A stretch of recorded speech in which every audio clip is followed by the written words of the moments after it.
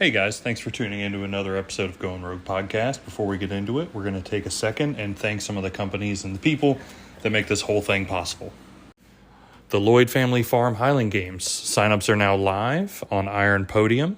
Go to the filter feature and select Highland Games. You should be able to find it. If not, just search Lloyd Family Farm Highland Games on ironpodium.com, coming up in April of 2024. This episode is also brought to you by HeavyAthlete.com. HeavyAthlete.com is a cross-compatible database, meaning you can link all of your historical scores from NASGA to your Heavy Athlete profile, regardless of how your name was ever entered. All of your new scores will automatically update into NASGA going forward as well. We've created a pro women and a lightweight women's class, meaning you can finally see where you rank in your actual class. It's receiving updates all the time and is free to use for athletes and ADs. For more information, go listen to the One Turn NASGA No More, or go to HeavyAthlete.com. The Barn Gym. If you guys are anywhere near Caroline County, Virginia, or Ruth or Glenn, or feel like making a drive and find yourself somewhere near the 95 Route 1 corridor in the northern part of Central Virginia, stop on by and check out the Barn Gym. It is the only 24-hour strength facility in that area. It has everything you need from Highland Games to strongman to powerlifting to grip sports or just general fitness.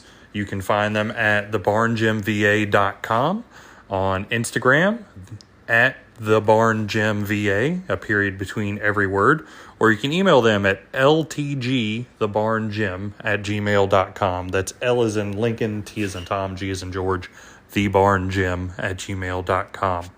Check them out. Hey, Zach, how are you? I'm doing well, buddy. How you doing? Fantastic, man. Hey, just so we can get the official intro out of the way, we got Zechariah Whittington, two-time Masters world champ, and then I'm Jeremy, and Matt's here. I'm Matt. I'm actually here for this one. Yeah, it's fantastic. Glad to finally get you on, man. I'm glad we were able to make this happen. Absolutely. I'm glad to be here. Thanks for having me. I'm looking forward to it. It's hopefully worth it. It's what, about 6 p.m.-ish y'all's time? That's right. A little after 9 o'clock our time here on the East Coast. So we got it working. But for those that don't know, and you can correct me if I'm wrong, two-time Masters world champ. Yes, sir. I think 2021, 2022. That's right. You've been competing since, I think overall since what, 2017, 2018, something like that? Yeah. Right up in there. All right, perfect. Did a couple of years as an AM before you moved to Masters. Yep. So we'll jump right into it because I've got all the intro stuff kind of pre-recorded now, so that'll all splice together. What got you into the Highland Games, man? It seems like you came into it, and I'm assuming around just before the age of 40, if that all connects with. Yeah. How did that start out for you? Well, one of my friends, Buck Sullivan, who's a real good friend of mine and wire hammer thrower, we're both from Northern California. And at the time, I was just looking for something new to get into, something to kind of get back into competition because I was relatively done with wire hammer. And I just wanted to get into something different, and I'd done everything before, I've done this, done that, boxed, wrestling, football, and so on. But just thought this would be a good challenge, came out, flipped a caber at practice, and he threw me a kilt and said, I entered you in a meet. So next thing I knew, I was competing. Perfect. Brandon, did you hear that? He flipped a caber. Sorry, that's our friend Brandon's nemesis. He's loving everything but caber right now. So I had to. Yeah, it's a cruel mistress. It really it's the weird event, man. I can't fault anyone for. I can. Well, yeah, we turn cabers. We can fault everyone, but I'm trying to be nice. So you started out with like wire hammer. You said boxing and wrestling. What was your kind of first thing? Was wire hammer your main throwing connection prior to the Highland Games? And actually discus was in high school. Shot put in discus was my first my first invitation to throwing. Okay. Started that off. I'm originally from Texas, so I started off throwing back when I was about, I don't know, maybe 13, 14, kind of dabbled in it a little bit, Okay. And then picked it up real seriously when I got to California at about 15, and still hold the record at my high school. Very so that's nice. kind of nice. But I've done all the sports. Football, wrestling, track and field. Throwing. I was always interested in, throwing the hammer, so I didn't get a chance to touch that um, until college. Yeah. So where Berkeley. did you end up competing collegiately? At Berkeley, at UC Okay. Berkeley. Oh, Mhm. Yeah. Yeah. Did you throw your whole college career at Berkeley, or did you move around, or how'd that work out for you? Well, I originally got recruited for football, Mhm. Okay. so I had a full scholarship to Berkeley, and I ended up sustaining a cervical spine injury, and it was Yeah. smarter to stay and go to school and get that degree, which, overall that's what you're there for. You're a student Yep. athlete, first. So, plus on top of which, I mean, who wouldn't want to have a Berkeley degree? Yep. So, it was really enticing because, one of the reasons why I chose the school was so that just in case I did get hurt, the degree would mean something to the Yeah. world, Yeah. So, No, it's a very good academic school. So yeah, it's an awesome thing yeah. to be able to say that you did. Exactly. But I was coached, picked up the hammer again, late in college. Ended up throwing, I think, what, 60, no, actually 58, almost 59 meters Okay. after about 2 years in college. And then in the open, I threw 69 high, mid, somewhere in there, Oh, yeah. 69 meters or something like that in the open. 69, 70, something like that. I can't remember what the official So like was. 220-ish, 230-ish feet. Yeah, Like that. yeah, Oh, yeah. somewhere in the mid 220s. Um, so yeah, that was, and I threw discus, what, about 50, 53, 54 meters in college with the 2K. So yeah, always been into it, man. Nice. That's you love to hear it. Hmm. So like I want to kind of touch on everything before we get into the specifics of kind of what we got you. Which really it's we're pretty free form about this. I know you sent over some things, but it's really wherever this takes us. If there's something that you decide you want to talk about, man, we'll go down that rabbit hole. We got nothing but time. Absolutely, Uh, absolutely. but so you touched on like boxing and wrestling. Do you think any of that is like carried over or done well for you in terms of throwing or helped you out at all or Absolutely. I mean, especially with, knowing how to hurt. You know what I mean? Football is really any sport, but mainly those contact sports where it's kind of, mano a mano. Those are really, sports that like to indoctrinate you with pain. You know what I mean? I mean, it's really one of those pain indoctrination sports when you're going up against another person, in a physical sense. mm-hmm. And this is something where you don't touch another person. You know what I mean? So Yeah. for me, this is something that, those harder, more physically brutal sports have kind of primed me to be able to, deal with the pains and the aches and things that come along with throwing these, multitude of events in one day. Mm-hmm. So would you say that like the benefit that you've gotten out of that has been a lot more mental than physical in I terms of would say both. yeah. Yeah, absolutely. I mean, there's a lot of carryover for me in my training, especially. I use a lot of cross training in order to, stay in shape, if you will, so that, I'm always mimicking some of the modalities of movement that are in all 9 of these events in Yeah. some capacity. So it gives me a good look at a multidimensional, multiplanar movement pattern, in ways that, probably a linear sport can't, Yeah. you know, Yeah, for or sure. would I mean, not. trying to balance that across all 9 is a struggle for anyone to Yeah, to try and plan out absolutely. how you're gonna do that. Exactly. Well, I think that's a good a segue as any into kind of what we were hoping to have you on here to talk about, which was to touch on the differences in new training and nutrition, excuse me, and all that for the Highland game. So like if you're good with it, let's just jump on into like the training side of it. And Yeah. some of the things I had wrote down for was and we could tackle it in any order you want to, but throwing as a seasonal outlook versus heavy lifting as seasonal and then throwing Hmm. strength. So is there any one of those that you'd like to kind of jump off of? Anything that you want to talk about more than one or the other or kind of Um, intro with? well, let's start with, throwing because that's what we're here for. Yeah, Let's talk that's about the throwing. end goal, right? Absolutely. That's the game plan, is to make things go high and far. Yeah. So I'll say this. My philosophy is, this is with any sport, but especially throwing. Throwing should be the primary goal. Mm-hmm. You know, Yeah. Those are the your numbers that lifting, count. Yeah. exactly. Your lifting should not outrun your throwing.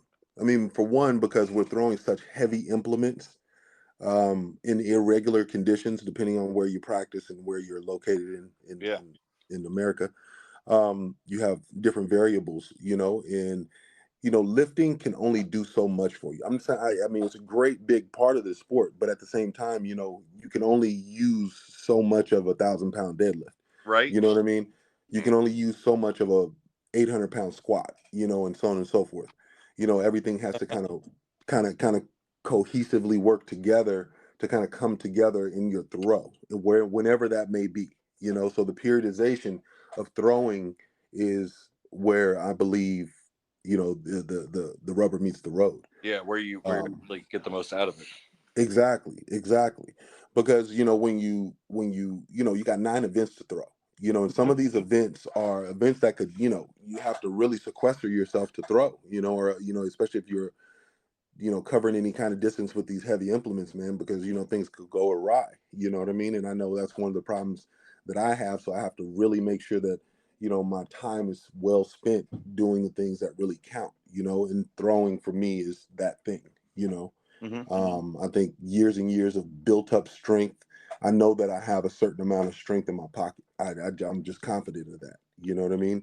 And there's things that I do that assist me, in my downtime in maintaining my strength and my flexibility or mobility or whatever it is, so that I don't have to work on that during the season or during a time where I really have to throw a lot and I have to throw high volumes of throws, whether it be in its smaller components or its larger self. So, I try to instill upon anybody who wants to enter this sport or, the sport of, Olympic throwing in, wire hammer or shot put or whatever the case may be. You have to really idealize the throw, and the throw has to be the primary goal of any basis of any periodization and training program. Yeah, I hear you, and that's a great point. My question to you would be, do you think that's the same comparison for like you who came into this sport at 37, 38 with already a probably larger than most throwing and strength training background, as opposed to some of the people who might be getting into this sport at 22 without a tremendous strength or throwing background? Would you have them Mm-hmm. prioritize the same thing, or would you have them build a foundation of strength before they started throwing? I think it's a mixed bag. Everybody is different. Everybody's femurs are, different lengths. Everybody's torsos are a little bit longer or shorter. But here's the thing: the good thing about that is that as long as you don't grow another arm and a leg, man, throwing's going to be the same. You're still going to move in the same direction. So I would say, getting a mix of the two. So if you don't have a strength base, but you have a good technical base, a good analogy is, um, Valerie Allman. You know what I mean, ladies. Discus champion. Gold medalist. She comes from a dancing background, so she has a lot more athleticism in her back pocket than most people do in their whole Yeah, body. her So proprioception's got to be through the roof. that's what I'm trying to say. So, her ability to react and hold her balance and load her axis up or not, is phenomenal. So you have people with these attributes that can cross pollinate with what's going on with track and field, and you got to find out what that is. Now, if you're starting from a totally grassroots perspective, and you have never thrown anything, you have never competed in anything, you have never lifted anything heavy, I would suggest, yes, that you get with a professional or somebody who's has some type of understanding of the sport in order to kind of find out what's going on here. You know what I mean? What you need to do to, come up with a program that works for you. Yeah. For sure. So I think it just depends on the person. Yeah. But I mean, as far as if you have a throwing background already, I mean, you have a head start. I'm sorry. You just kind of know which direction to go. I you agree. know? Yeah, Yeah, think absolutely. the fact that one of us on this podcast is a pro and one of us isn't would say that, yeah, it's definitely a hard start. It certainly helps. Yes, it does. It does. That learning curve gets real steep. You know what I mean? Yeah. When you're trying to throw all nine and you have no conception of, forward is backwards and backwards Yep. is forwards and so on and so forth, and down is up, and you facing behind you is actually in front of you. You know what I mean? So it's a lot of understanding about, you have to almost rewire yourself, because I find that most throwers are pretty smart guys and gals. They understand, physics, and they understand how things work mechanically, at least within themselves, which I think, that's one of the biggest attributes to being a trainer. I'm sorry, to being a thrower prior to getting into to the Highland Games. Yeah, no, 100%. I'd definitely say that all good throwers seem to have a very good handle on that. Yeah, good proprioception. And like Yeah. I came into the sport never having thrown a weight before, but I'd done 10,000 wheel drills, so it wasn't that hard to figure it out. Exactly. And that's the thing, is you have to find something relatable in many ways. Like when you lift, like for instance, the cross pollination of lifting and throwing. How do you train the caber? You know what I mean? Right. You can't go out and throw a caber, 2 days a week for 10 throws. So how do we train this? You know what I mean? What's the modalities of training that's going to allow us to mimic certain specifics that allow us to translate to the actual throw? What's going to allow us to translate? So these are the things that I try to figure out for myself, because sometimes you have to get creative, when you don't have, the ability to do otherwise. Yeah, your gym doesn't have a caber in it. No golds that I've ever stepped foot into. It's not a. Exactly. Well, Matt's gym has one because he's fancy. So exactly, he's got his own stockpile. Huh? Exactly. Yeah. But 9 times out of 10, that's not going to be the case. Exactly. No, that's good. So, how would you break up your?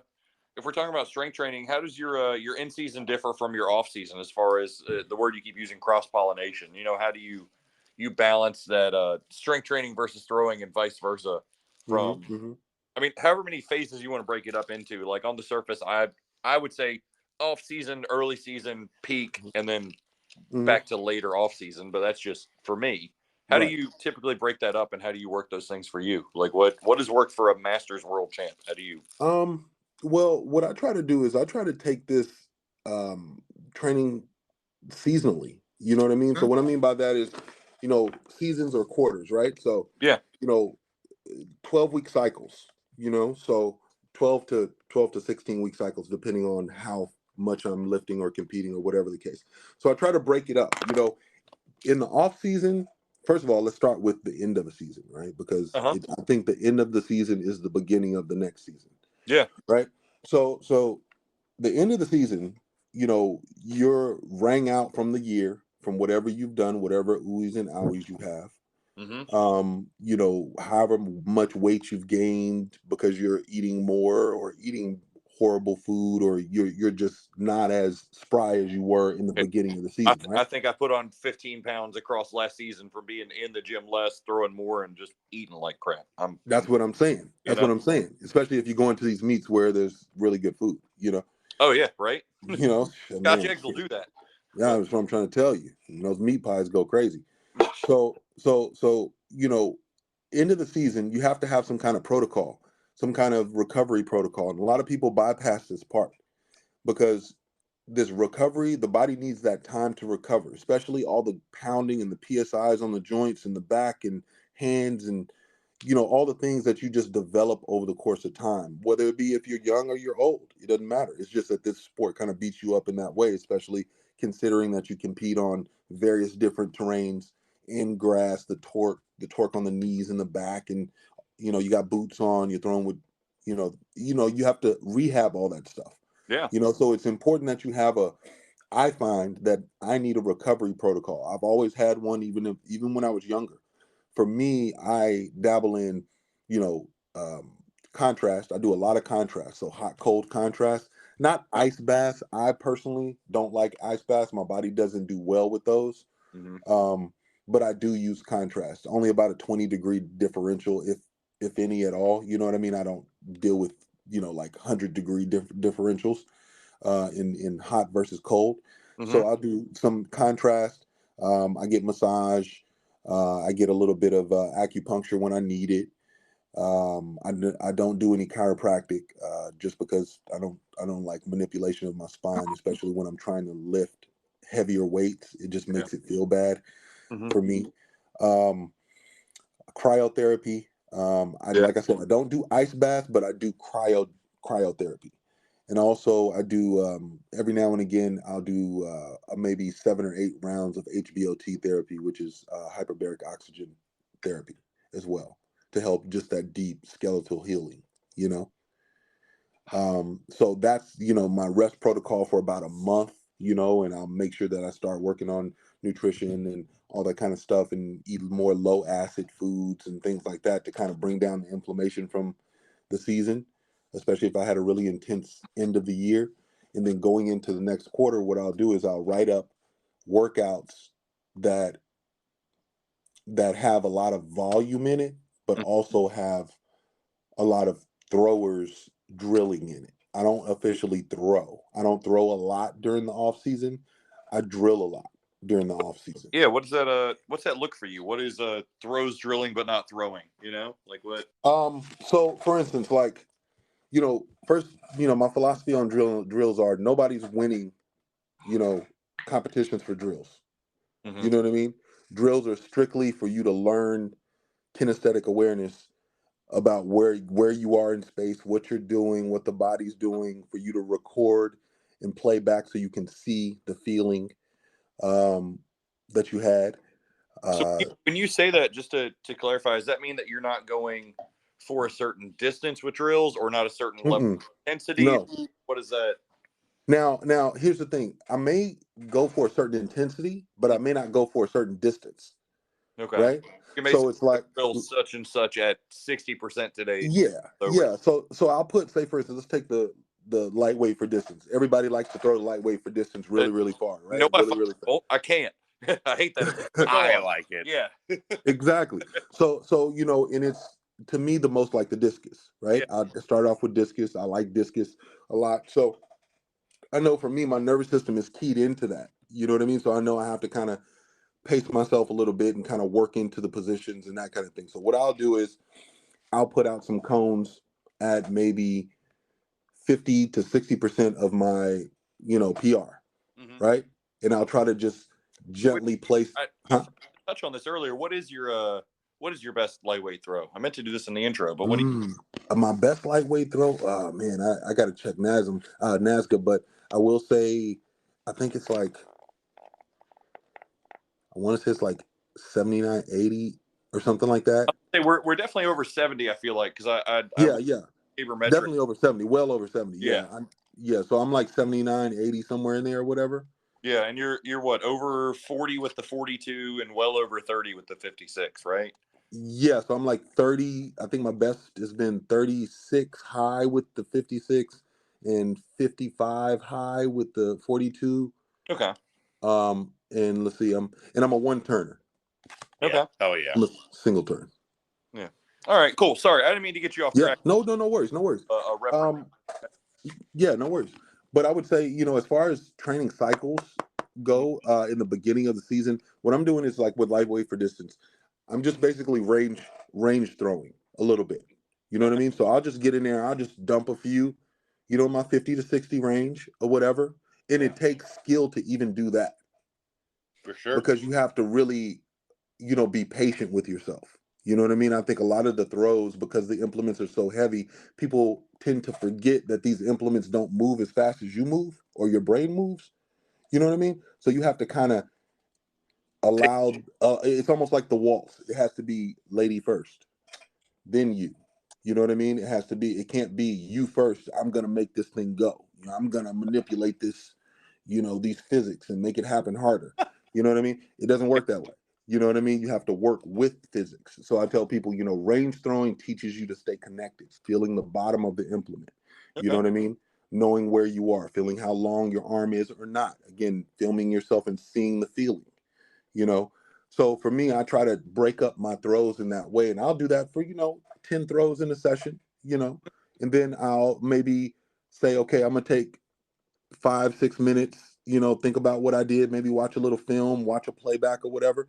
And then I'll give myself 80 to 85% throws. And as a full throw. And that's a practice for that event.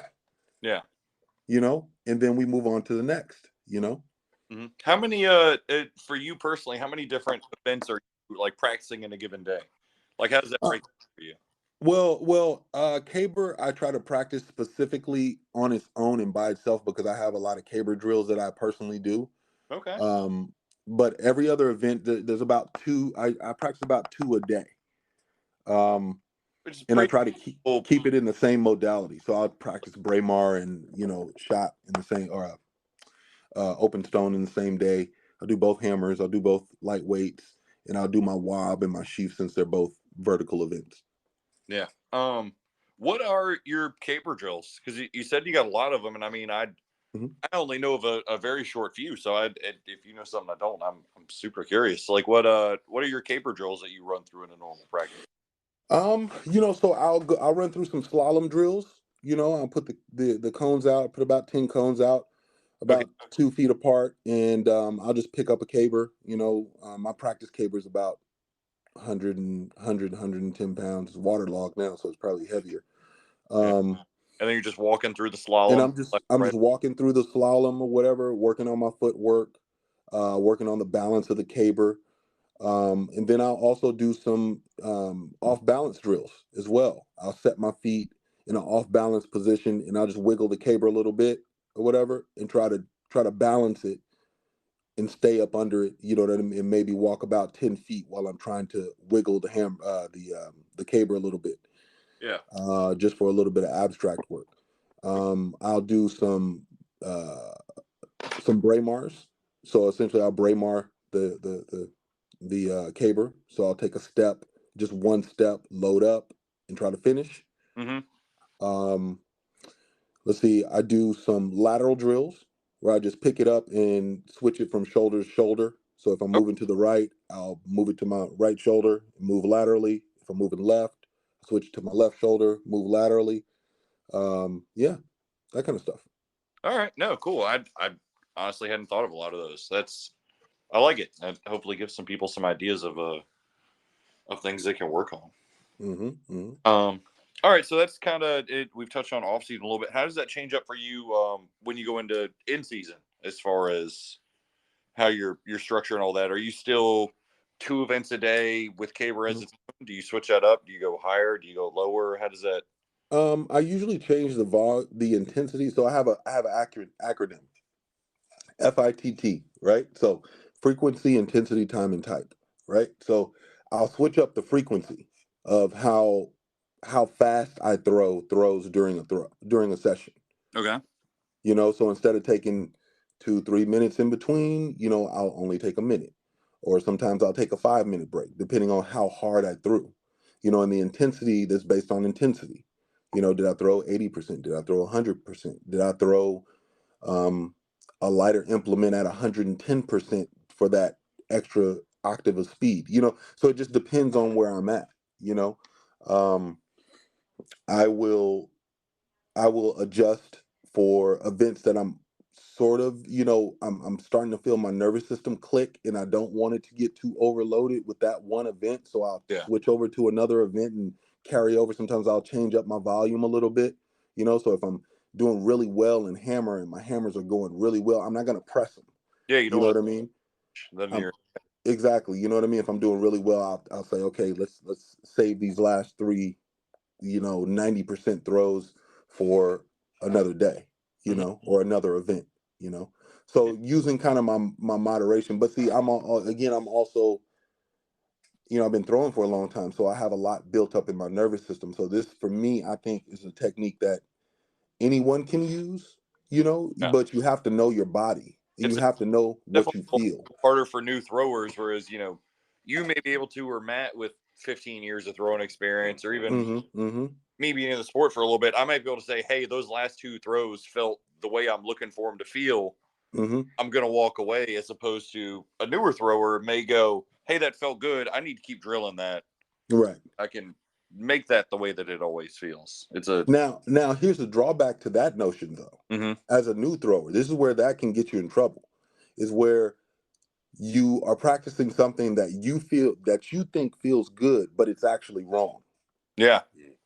And as a thrower, my coach used to tell me, Randy Zeraldo, who coached me at Cal, he used to tell me, if it feels wrong, it's probably right. Right. Yeah. And that's counterintuitive to the human genome, especially when we're doing something hard. We usually try harder. The human genome is try harder. Which is not when your good throws happen, unfortunately. Exactly. That's my point. Yeah.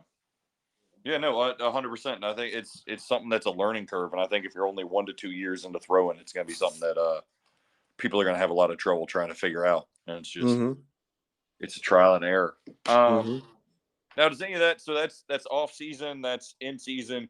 Do you ever run through, like when you're getting ready for Masters Worlds or something like that, do you ever change it up for, like, let's say a quote unquote peak?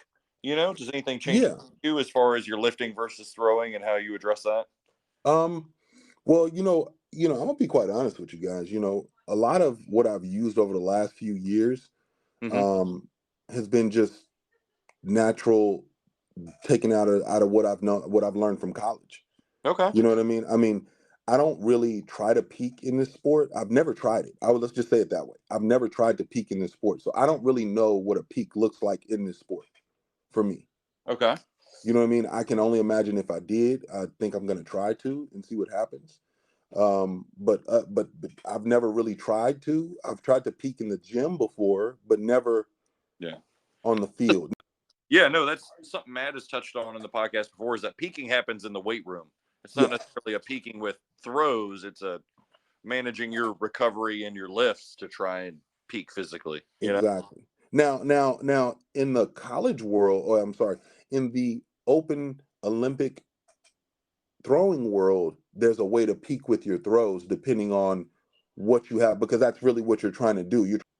So in the open Olympic world, you want to try to peak for certain meets. You know what I mean? There's certain protocols that you do or don't do in order to elicit the best possible response from the body going into these big meets. I find that, because you're in college, you're usually overtrained. All athletes in college are overtrained. That's just that's not a generalization. That's a fact. Yeah. And a lot of what is instilled is that indoctrination of pain over the course of time, especially with you having to go to school and go to class and show up for meetings and blah blah blah, and sleep deprivation and all that kind of good stuff. Excess calorie intake, because it's either sleep or calories. So so there's all that's going on. Whereas in this sport, it's a little bit more tame because you have 9 events over the course of time, and you can't really compete in these events every weekend, for 6 months. It's just it's virtually impossible. Unless, of course, this is the only thing you do, So I find that trying to set your season up for the most success would be the best way to peak. I would say planning out your games and planning out your rest cycles and how exactly, and giving yourself enough time to progress. Yeah. Like, because if you're throwing you're competing every 2 weeks, you're never really training. No. You know what I mean? You're preparing for the next meet. Yeah, you're never getting progressively better, at least by any market level. Exactly. And so you're kind of marginalizing yourself in ways because the mentality is different. Yeah. You know what I mean? You're hyper critical all the time. You know what I mean? You're overplaying things. You're overblowing things. You're probably overtraining. So you're doing things and setting up little nuances in programming things in your nervous system that you're eventually going to have to deprogram. So learning, again, going back to that rest protocol, learning how to implicitly pay attention to recovery. Even if you do one thing a week, 2 things a week, and you stick to that recovery cycle, whether it's self-myofascial release, foam rolling, and stretching and mobility, and sitting in a sauna, infrared, whatever it is that you do needs to be done on a habitual basis, because it's all cumulative, just like working out, just like throwing. Yeah, no, I don't think we could agree more, because I know last season in particular, for I think me and Matt, was a really pedal to the floor season. I think I threw 12 or 13 games. Wow. I think Matt 17 or 18. Yeah, 17 or 18 for Matt. So we hit the ground running, and I can say that for the first 6 weeks of my off season, I was incapable of doing much, if anything. Like, it was a pain in the ass, because I chose to throw more games, and it is what it is. Exactly. And the thing is you learn from those seasons. Those seasons are also very valuable because sometimes you need to do that. Yeah, you have 2 of them. Yeah. And it just depends on, like for instance, last year for me was a wicked year because I ended up getting married last year as well. And I was, thank you very much. And I was back and forth, man. Like end of the year after Masters Worlds, like I came back to the States for 10 days and left and went back to Europe to go get married. You know what I mean? And it was like, man, it was a whirlwind. So it was like preparing for all that. It just depends. This is a real lifestyle kind of situation, type of sport where, most people work full time. You know what I mean? Yeah. No one's anyone's full-time job. That's what I'm saying. Most people work full time. So you also have to take that into account too. What is your job type? You know what I mean? Do you work for UPS? Are you a construction worker? Yeah. So there's only so much you can expect of yourself if you are someone who does hard labor. Yeah. And on the converse side of that, if you're someone who does, desk labor as well, you're going to have 8 hours a day where you're sitting down. Yeah. So you're going to have to make sure it's more of a priority for you to do so. Me, I'm a trainer. I run my own fitness business and that kind of thing. So it's hard for me when I'm working all the time. If I don't get up and get it done in the morning and I don't throw on weekends, minimally it doesn't get done. Minimally it gets done, but like quantifiably, I don't get it done as much as I would like to. But thankfully I work as a trainer and I have my own, fitness facility and I can work out, intermittently when I need to. So that's a blessing, Yeah, you can put the total volume in, but yeah. Exactly. Absolutely. All right. Well, I think that covers at least the generality of or general. I'm bad with words. It's amazing I run a podcast, man. It's all good, man. The general feeling of training. How does nutrition play into that for you? Like, do you break that up in a similar sense? Are you structuring things for an in season and off season and stuff like that, or? This is generally my general nutrition style is I only eat single ingredient foods. So what I mean by that is if I'm eating, here's the thing, seasoning is in a different category. Everybody needs hot sauce, so that's different. But as far as food goes, if I'm eating steak, I'm eating steak. If I'm eating potatoes, I'm eating potatoes. You know what I mean? If I'm eating veggies, I'm eating veggies. You know what I mean? If I'm eating fruit, I'm eating fruit. So there's really not too many candy bars and donuts and stuff like that. If I want something sweet, I ask my wife to bake something. You know what I mean? You're avoiding processed foods. Yes. So all processed foods for me, most processed foods, because really and truly, even if you buy ground beef is processed. You know what I mean? So you have to, minimally processed foods. You know what I mean? Obviously, we can't eat certain foods in certain forms, so they have to be processed. But the point is I eat most of my food from a whole food source, and I try to err on the side of not necessarily eating for calories. I eat for quantity. Okay. So I don't necessarily count calories. You know what I mean? I eat for volume and quantity because what happens is when you're eating whole foods, you're eating foods that are more volume-esque. Yeah, they're not as calorie dense, I think, Exactly. But before, whereas like a Big Mac may be incredibly calorie dense, but you're hungry an hour later as a pound of steak, Exactly. So that kind of stuff, I make sure that, my rest plays into that. So, if I'm eating a heavier meat laden meal during a certain cycle, I'll make sure that I'm sleeping more because sleeping is the only way that my body can process that protein. I can't process that protein when my eyes are open, so I'll make sure that I'm sleeping more. So if I'm eating more beef, I'm sleeping more. If I'm eating lighter foods, I'm sleeping less. Okay. That's just my personal feel. That's how my body works. Hey, it works for you. Yeah. Exactly. It works for me.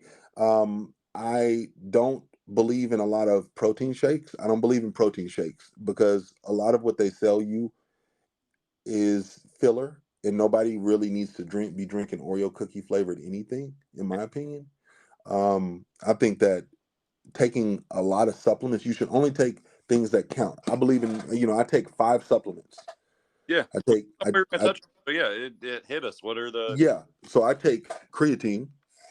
Okay. Because I believe, there's a lot of studies that suggest that creatine goes beyond just muscular strength and athletic performance. There's also mental health benefits. There's also anxiety benefits.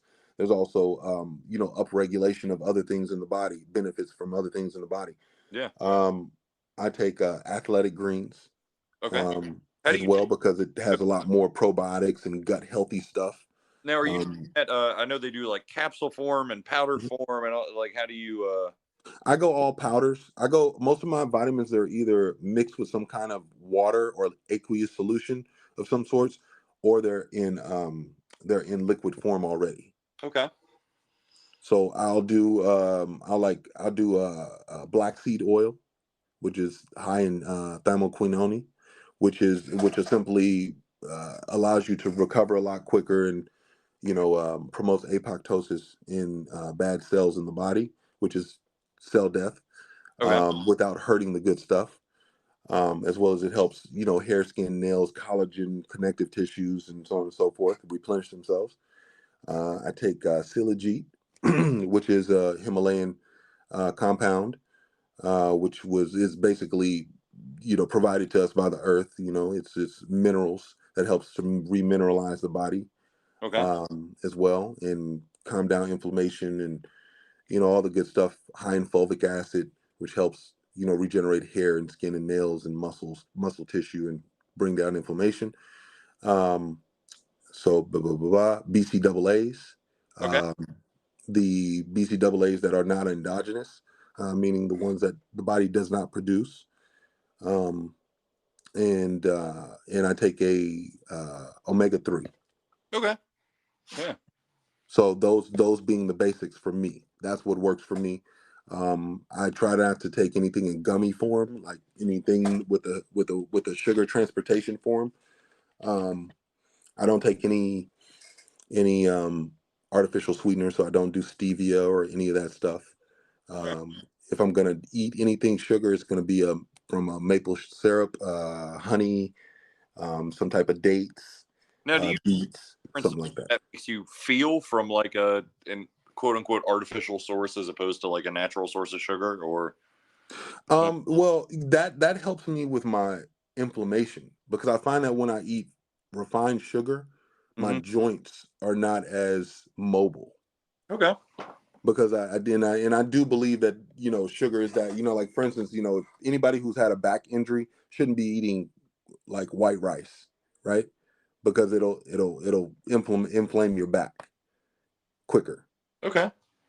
So there's all these little things that I personally do, and have researched and, have talked to whomever, whatever specialists or, whatever doctors or physicians or whatever the case I've came in contact with, and they all concur that sugar, especially for athletic performance, is not as good as one would think. Now, when you're in the actual act of doing, right? So for instance, you watch, Marshawn Lynch eat Skittles on the sideline, and you watch guys, Chad Ochocinco drink, soda during the game. You watch that kind of stuff, and you're like, wow, how are these guys doing this stuff? Well, there's actually a scientific means for that. Your glycogen stores are being burnt so fast that you can't renew them quick enough. Yeah, they're looking for that fast replenishment. Exactly. They're looking for that fast replenishment, not nuts and honey. You know what I mean? So that's for post game or pre game. You know what I mean? So we're looking for something sugar real fast right now. So for me, whenever I'm trying to look for fast sugar, I turn to gummy bears or we're Rice Krispie crew over here. That's what's up, man. Yeah, I used to be Rice Krispies, man. I used to be all over Rice Krispies with everything on them too, man. Peanut butter, M&Ms, yeah, all that stuff. Yeah. But don't get me wrong, the Scottish crew, man, comes through with the brownies. So sometimes I get caught up, with the brownies. You know what I mean? Sometimes somebody's mom comes through and is like, offers me a brownie, and it's like, I can't say no. No, I don't think I've ever to a brownie in my life. That's right. Yeah. Now, is that the main difference for you? Just like during game days, you're just a little more fast and loose with like your fast carb sources and things like that? Is that... Well, first thing I always eat during the season, especially when I compete. I always eat oatmeal. First thing in the morning, big ass bowl of oatmeal. Excuse me. So I don't know if You can cuss one. We have okay. Big ass bowl of oatmeal, fully dressed with different chains of sugar. So I'll do some maple syrup. I'll do some fruit and some, some nuts and all that kind of good stuff. And then I'll usually have during the day while I'm competing. I usually don't eat a whole bunch when I compete. I usually I'll have something small. I'll still have something with a little protein in it, but mainly I'm eating like pineapples and apples and sweeter fruits and stuff like that. And then I'll have a handful of gummy bears, and it just kind of all comes together. Okay. Yeah. And then when I cramp up, I eat a lot of mustard and pickles too. So yeah, for the cramps, a little acid and a little sodium in there. There you go. Be all right. All right. I think we've touched on most of the stuff. Now, a phrase you've used a couple of times when we were talking pre-podcast was like throwing strength. Does that mean different to you as far? Are you of the thought process that there are different kinds of strength, or do you think people should just get strong? Because I think that's two, differing ideologies. Some people will really harp on movements that are specific to throwing, and some people just put a barbell on your back and then go throw, and they're two separate things. How do you break that down? Well, I always tell people I'm a thrower that lifts. Okay. I'm not a lifter that throws. You know what I mean? Okay. So, for me, I'm not an Olympic lifter, but I use Olympic lifting as a cross training technique. So I'm not trying to full snatch, ass to the grass, 315 above my head, you know what I mean? And for perfect form. That's not what I'm in it for. You know what I mean? Yeah. So as far as lifting goes, I try to tell people it has to be somewhat zesty.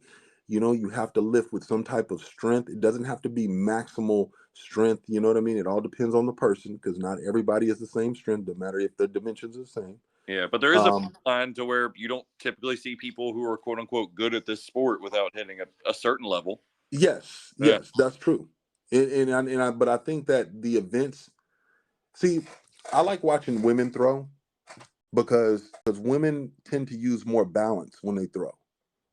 Okay. So they can manipulate their bodies better when they're off the ground. So when you're in double, again, going back to like lightweight for distance, when you're in double support versus single support, right? When everybody's in double support, they know exactly what to do. They know to push and move. Yeah. But usually when people are in single support, that's when you get to see whether or not they're athletic or not. Okay. Yeah. Because you get to see what they can do, what their bodies will do, and what their bodies will react to. And men tend to muscle things more. We tend to pull, we feel something heavy, we pull back on it. You know what I mean?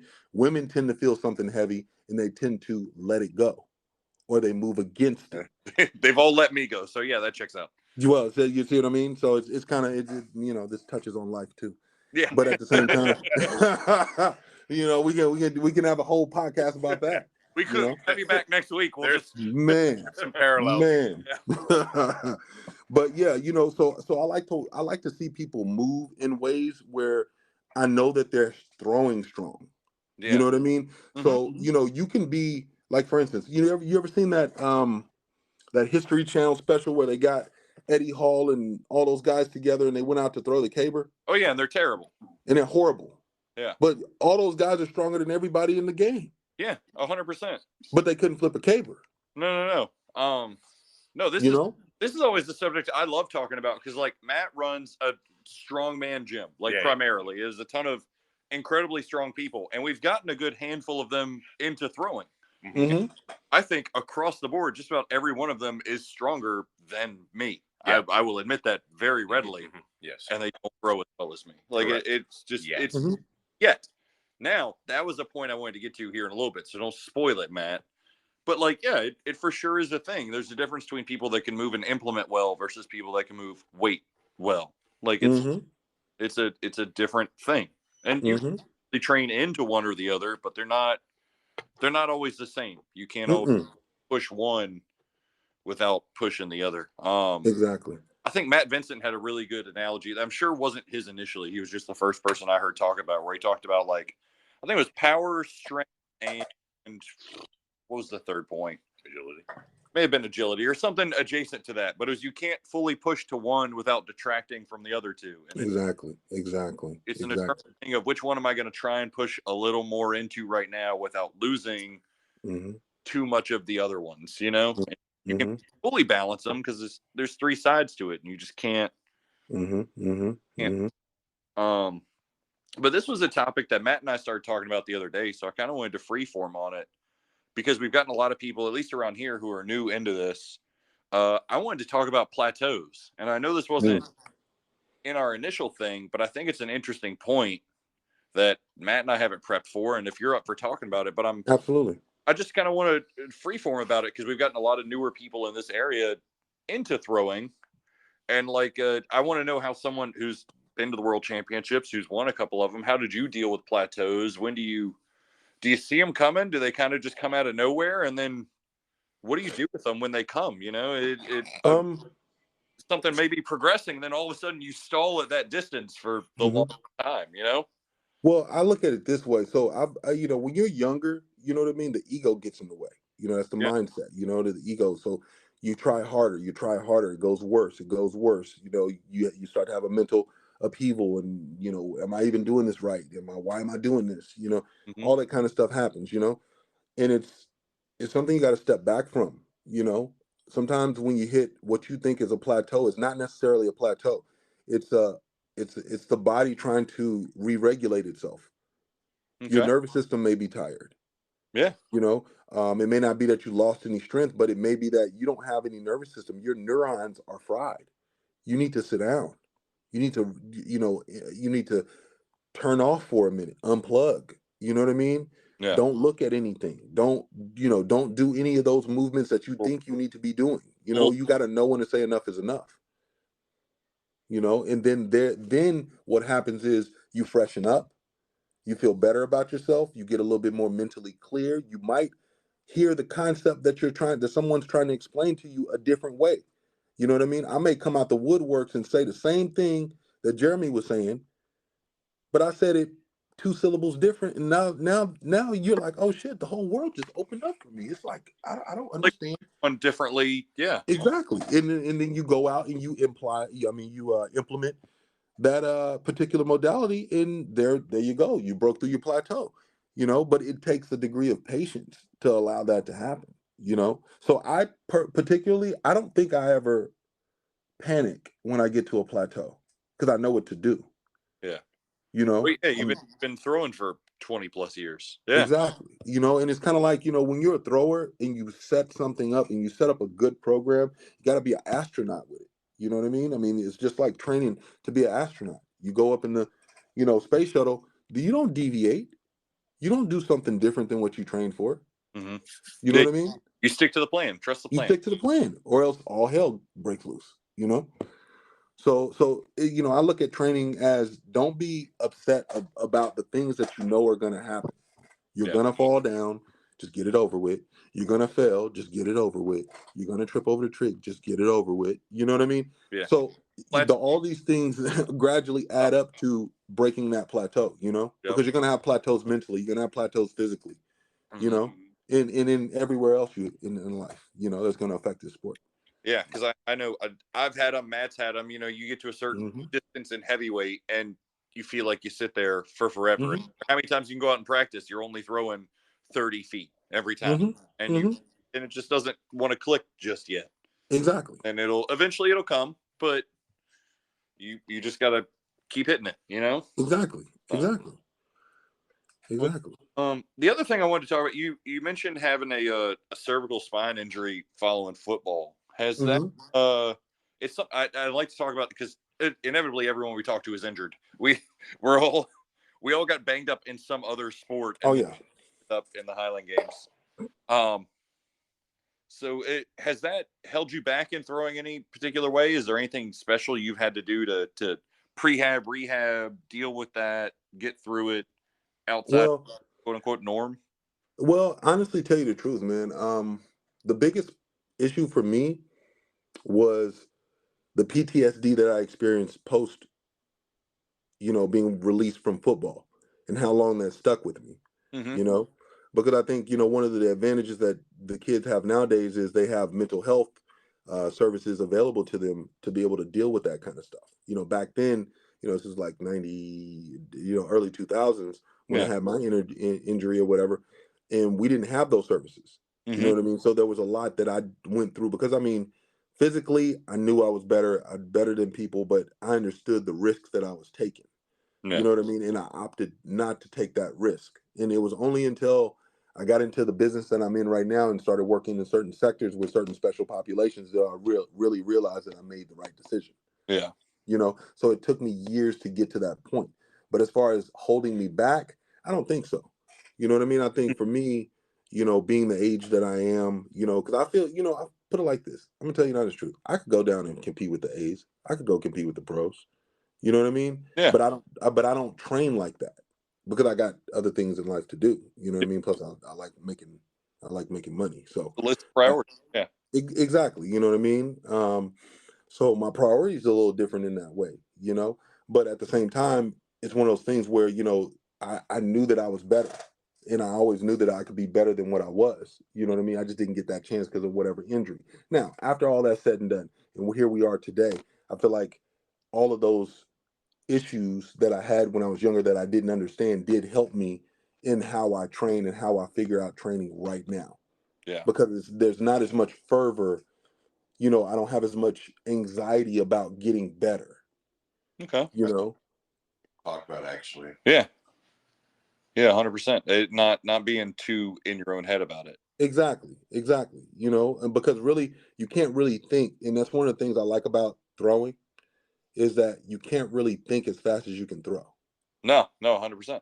You know what I mean? So for me, it's like when I'm in it and I get there on game day, there's no practicing. I don't practice anything. I'll warm up, but I don't practice. No, you know what I mean? Because whatever's done is done. Yeah. And whatever I did, either I did it or I didn't do it. So, and it's only me in the implement and the trig. You know what I mean? And it's either you get it or you don't. And for me, I have confidence in that. That in what work I did do or what work I didn't do. So for me, I think it's a mindset. To break through plateaus and as well as come to grips with whatever abilities or limitations that you do have at the moment. Yeah. No, I can appreciate that mindset, man. I think it's pretty good. Something else. So I don't know if you listened to our last episode. We had Aaron George. And that's my boy. Yeah, me too. He doesn't like Matt, I think. No, I'm just kidding. But how was that Masters World Championship for you? How was it from your side? You guys kind of trading back and forth for that one. We can do a little bit of story time before we. Man, I mean, which one? The last one, the Switzerland? Yeah, any of them. Is there? Well. First of all, man, they were really well done and well put together events. Austin, of course, was the COVID, year. I think that was 2020, 21. Yeah. So, but that was good because we got a chance to everybody in America who was good at the time was able to come. So that was kind of nice. But Moncton, I really enjoyed, Canada. Those guys were really, really cool. Switzerland was, man, that was rough because it was torrential rains. Yeah. And it was real swampy out there. So for a guy like me who uses speed as an asset, it was rough. It was rough trying to gain traction. I had all the horsepower, but just no traction. Yeah, you know. Yeah. So, yeah, but it was good, man. I mean, I enjoyed it. I really think, I think it's good to be able to see where you match up with other people in the world. Man, I like competing internationally. I really do. I enjoy it. I bet it's really fun. It's really fun. For Moss, I haven't done it for. Yeah, I've done it, just not for this sport. Yeah. Yeah. But no, that's cool. I just wanted to pick your brain momentarily about that. Well, we've had you for like nearly an hour now, man. So, like, is there anything else that you just wanted the floor? I mean, it's yours. Tens of people listening. So, well, I mean, I would say this. I would say, to people in the community, just, commune with people, even if you don't know You know what I mean? If you follow my IG and they wear a kilt, you know what I mean? Ask them a question.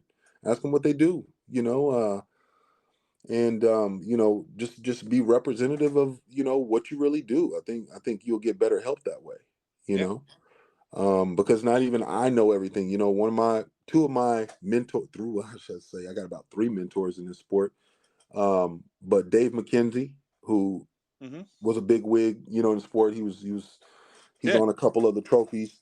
Um, Ryan Vieira, who him and I go way back, man. Back when he was coaching at CSN, College of Stanislaus. Um, and Rondo, man, my boy, Ron McKee. Oh, Hank Slam Rondo. Yeah. Ron McKee, man. I mean, my man, rest in peace to both of them.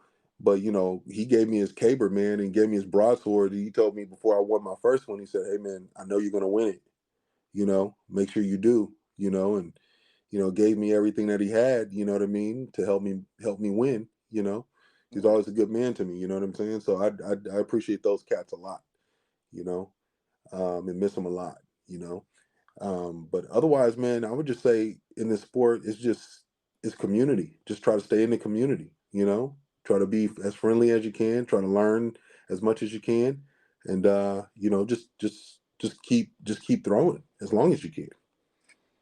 Yep. No, I can't echo that enough. I think community is what makes sport a heck of a lot cooler than most of the other strength sports people will find themselves in. It's something we've echoed a lot throughout this podcast. And if we on here who have done strongman or track and field or powerlifting or all that, the reason that they end up in Highland Games and stay here is that exact reason. And I tell people, all the time, is it's not a hostile sport. You know what I'm saying? Like, there's no reason to be hostile in the sport. Most people are recreating, you know what I mean, in the sport. So, it makes it accessible for all, I mean, shoot, people walk up to me and ask me things all the time. Yeah. You know what I mean? And sometimes, you get that deer in the headlight sensation when people are, kind of standoffish and, like, I don't really want you to ask me anything about anything. You know what I mean? That's not this sport. You know what I mean? It just seems like a lot more communal. People are willing to, do what we're doing right now is talk about it, Yeah. So, I'm willing to, help anybody, and people can send me videos. I'm willing to, talk to people at clinics or whatever the case may be, man, because I'm into it, and I want to see people, throw far and throw high. 100%. Speaking of, how do you want people to find you? Do you prefer Instagram? Do you prefer Facebook? Man, they can find me on Facebook and Instagram. Facebook is just my name. Instagram, they can follow me if they like. Let's see. Do I even remember what's my Yeah, so it's Hanuman, HANUMAN _713510. Okay. On IG. Yeah, and I'm sure when I make the post, when we get this all edited and turned out, I'll tag you on it. So if everybody wants to find you some kind of way. Yeah, absolutely. We'll make absolutely. Well, cool, man. If you got any questions for us, now's the time. But otherwise, I super appreciate you coming on, man. It was great having you, and I'm glad we're able to start getting this remote thing working out with some people. It's yeah, absolutely. I mean, hey, I'm always looking to come back east, man. So if you guys got anything going on, I'd love to come back east, and check you guys out. Compete with you. It doesn't matter. I compete in whatever group, and we can, we can commune, man. I'd love to take you guys out for a drink or something like that, and just talk throwing. We just got back from a whole evening of that. That's you're speaking our language. There you go. Yeah, man. I went and got married in Scotland last year, and it was we huh? I said the East Coast is a lot closer than Scotland. Exactly, but the point is, man, we drank, man, we drank so much whiskey, it was ridiculous. Fantastic. Oh man, it's great. Find your way out here. I know we run one game a year as of right now. We'll see where that ends up taking us, but yeah, 100%. You guys ever thought about coming out to Pleasanton? We would love to. I think it's on Matt's list. As soon as I get the invite, I'll be there. Yeah, Matt's Matt's putting up some numbers that, for my opinion, and I'm clearly biased, but I think even numerically based, he's good enough to throw in Pleasanton. Yeah. And Yeah. we'll see how my season goes, like 2-ish years from now. We'll look it up. You guys both in the A's? Sorry? You guys both in the A group? No, so Matt went pro last year. Nice. Pro and pro. I'm sitting like 73, 90, or just mid sevens right now. Yeah. Okay. Yeah, and last year I think 63 change. Yeah. So yeah. Nice. It wasn't a horrible year for either of us. So yeah, it was a decent time. But yeah, I know Pleasanton's definitely one of the ones that's on Matt's bucket list. Yeah, Pleasanton, Costa Mesa. So hopefully knock out soon. And then my goal for the next year or so is to get some of the decent AM invite games. So we'll see how that goes and how all that for us. But yeah. Nice. Yeah, man. Costa Mesa and Pleasanton. If you guys need any help or anything, let me know. Yeah, no, absolutely. 100%. I appreciate it, man. Talk to as many people as you can about us. We'd love to come out there. Matt's schedule's a little more flexible than mine since he's all nice and self-employed. Yeah. It's nice for him, and then I'll make whatever work that I can. Yeah. I'll be at both. This year. So. Oh yeah. Cool. Well, hopefully we'll run into you either if we come out there or if you drift over this. Yeah. Just keep in touch, man. Definitely. 100%. Absolutely. Well, appreciate you coming on, man. Other than that, we'll let you get back to your night, and we'll probably go to bed because it's getting a little late over here. There you go. Enjoy, guys. I appreciate it. Thanks very much for having me on. Absolutely, man. Thanks for having me. All right, now. Take care. Bye. We'd like to take a moment to talk about our other sponsor, ChemStud. ChemStud is an app to help you with chemistry. Written by a high school chemistry teacher who was tired of explaining everything over and over, ChemStud is capable of solving basically any and all general chemistry problem. ChemStud is capable of showing its work using significant figures and is receiving new updates all the time. ChemStud is available on iOS and Android for $4.99 in the App Store. Stop struggling with chemistry and become a ChemStud today. The one and only Badger Highland Games supply.